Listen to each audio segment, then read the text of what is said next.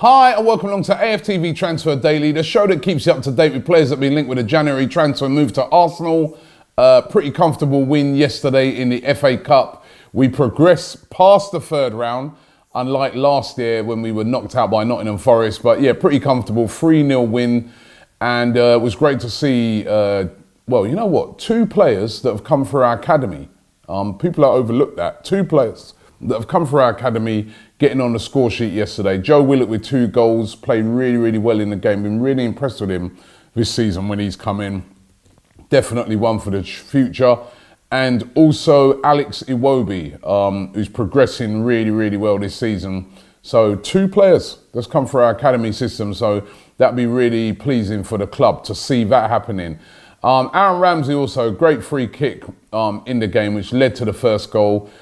Played really well. You know what? I love the professionalism of this guy. He knows he's leaving the club, but he's still going out on that pitch and he's putting it in, week out. There was one time in the game where he tracked the whole pitch to get back and put in a defensive tackle.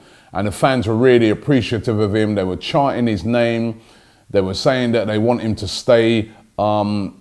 You know what, in his heart of hearts, I think he would have wanted to stay. I don't think maybe now he's probably thinking, well, listen, I'm going to Juventus. It's going to be a fantastic move for him when it eventually happens. Will it be January or will it be in the summer? We're going to have to wait and see. But Aaron Ramsey really putting in a good performance yesterday.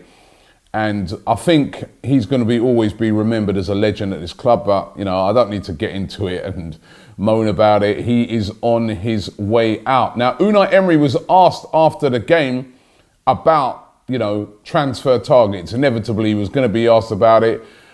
He was asked about Denis Suarez because we're heavily linked with him. He was asked about what we're looking for. And he openly admitted that he's looking for a winger and he's looking for a centre-back. Now, the Denis Suarez thing looks like it's very likely to happen. Denis Suarez, incidentally, can play as a winger. He can play on the right. He can play on the left. He can play through the middle. He's very, very versatile. Unai Emery knows him from his time at Sevilla, where he spent a season there on loan when he was very young. But Denis Suarez even saying yesterday, even came out at the time and said that, Unai Emery's a great manager. He's, a real good manager, and he really enjoyed playing under him. So the Denis Suarez thing is looking very, very likely. We're being told it could cost Arsenal around about the £40 million mark, which won't be too painful for Arsenal based off of their policy of, not spending a lot of money. And of course, his wages will be nothing near what they would have had to have paid Aaron Ramsey had he signed a new contract. A lot of this, with the whole Aaron Ramsey thing, as you guys know, is a cost-cutting exercise in a way in which they can, maybe bring in a couple of players for the amount of money they would have had to have spent on the wages to keep Aaron Ramsey. And that's why it's critical for the club right now to get back into the Champions League. But it does look like Denis Suarez could be on his way, and he will be helpful because we do lack those players on the wing, especially since the injury to Danny Welbeck. And it's looking like Danny Welbeck, once he's out of his injury, won't be re-signing a new deal at the club. So he will be on his way out as well. So Denis Suarez will be no surprise if that happens between now and the end of January. Unai Emery also said he's after a centre-back. It's hot all over the press today about Medhi Benatia. We mentioned it a couple of days ago, spoke about it. Benatia, of course, who plays for Juventus currently. He's 31, so he's no spring chicken, but there's a lot of thought that, seeing as Arsenal are already dealing and speaking with Juventus over the whole Aaron Ramsey thing, it makes sense to speak to them maybe about Benatia. Benatia's available. The only other club at the moment that looks to be really pushing to try and get him is Schalke.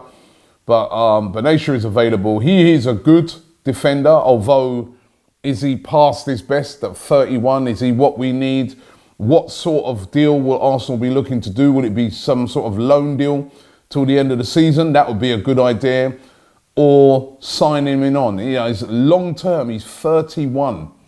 Not getting any playing time at the moment at Juventus because Bonucci's come back from AC Milan and he's in there. Of course, they've got Chiellini. They've got brilliant centre-backs. So it's no disgrace to not get in when you've got those two in front of you. But I don't know. I'd like to know from you guys, Benatia, would that be a good signing for Arsenal? You know, if we signed him outright, I kind of look on it and think if it's a loan deal, perfect, because he's better than the centre-backs that we got. And I think him and Socrates would make a good partnership. But long-term, he's 31. I mean, if it is some sort of deal like that, surely only a one-year deal. And then we've got to look at the last guy that we got from Juventus on a one-year deal, which was Lichtsteiner, which, remember, he was doing pretty well over the years, has been a great servant at Juventus, done really, really well, but has not adapted to the Premier League at all and has looked, you know, every day of his age, which is around, he's 34, since he's come in at Arsenal. So Benatia, the guys, the powers that be are going to be looking at that, comparing it with the Lichtsteiner thing and thinking, I don't know, you know. I don't know. You know what? Day in, day out, everybody's asking me on this show about Koulibaly. Robbie, why are you not going on about Koulibaly? That is the sort of guy we should be getting. Why are you not mentioning Kalidou Koulibaly of Napoli? He would be perfect for our defence. And I agree, he would be perfect for our defence. There's one problem. The amount of money that he will cost. We've seen this week about the spending and what the owner's been up to regarding spending, and that he spent no money over the years. What makes you think that he is going to go and fork out with 70 million plus for Kalidou Koulibaly? Because, you know, Napoli are looking on it and they're saying, listen, Liverpool spent 75 million for Virgil van Dijk from Southampton. We've got a guy that's played in the Champions League, that's proven in the top leagues of Serie A as one of the, you know, over the past couple of years, one of the best defenders in the world. Why should we sell him for anything less than 75 million that they pay for Van Dijk? Indeed, there's a lot of talk out there that they want £100 million for him. So that's why I haven't really mentioned Koulibaly, because there's just absolutely no chance that Arsenal are going to sign him. Missed that boat. We should have signed him a couple of seasons ago. We didn't. I think he's a player that we just need to get out of our thoughts. We're not going to get Koulibaly.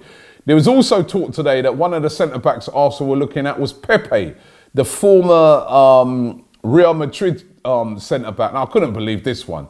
Surely Arsenal were not going to go in for Pepe. He's 35 now. Again, another ageing centre-back.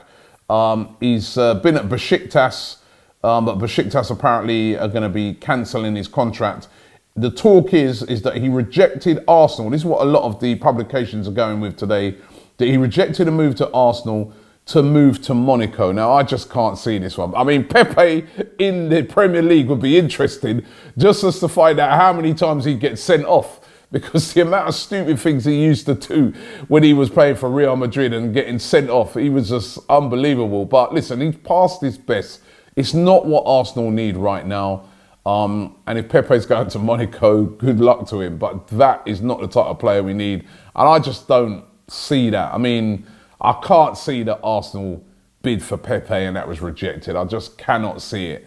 But it does look like he's going to Monaco and will not be coming to Arsenal. A centre-back that could be a more likely signing, and one of the ones that Arsenal are looking at, is Nicolas Nkulu of Torino. Now, 28 Cameroon international, 28 years of age.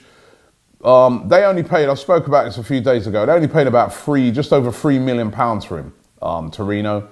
And they may be willing to sell him. Now, he's been having an excellent season. They got him from Lyon. He's been having an excellent season for Torino. Really does look commanding, really does look good on the ball. Looks like he'd be the type of defender that could do very, very well in the Premier League.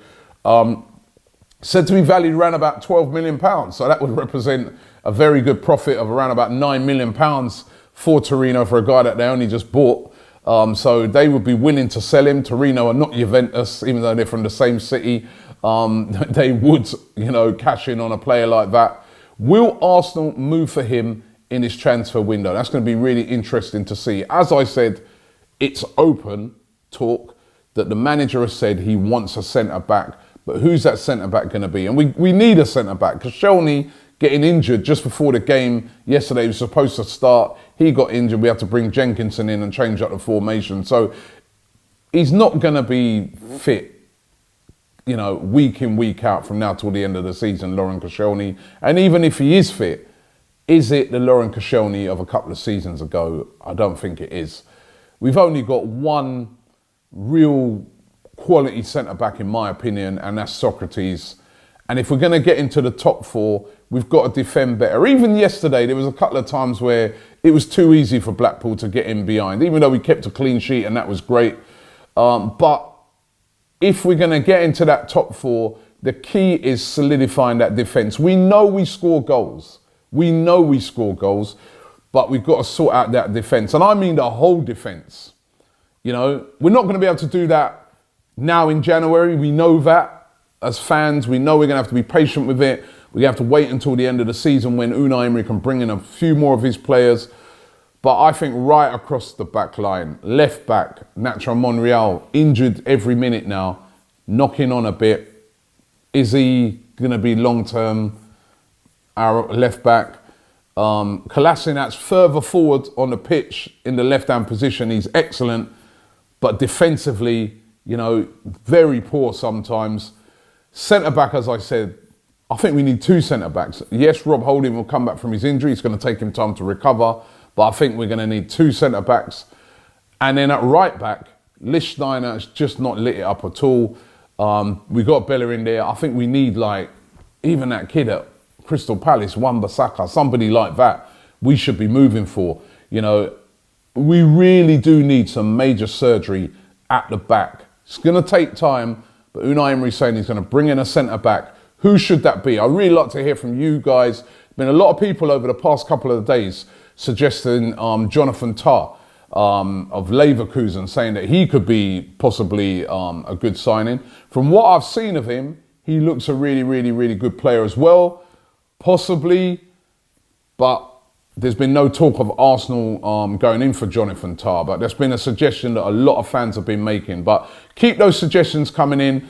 Who do you think will make a good centre-back signing for Arsenal? Let us know. Thanks for watching the show today. Enjoy your Sunday, and we'll be back tomorrow.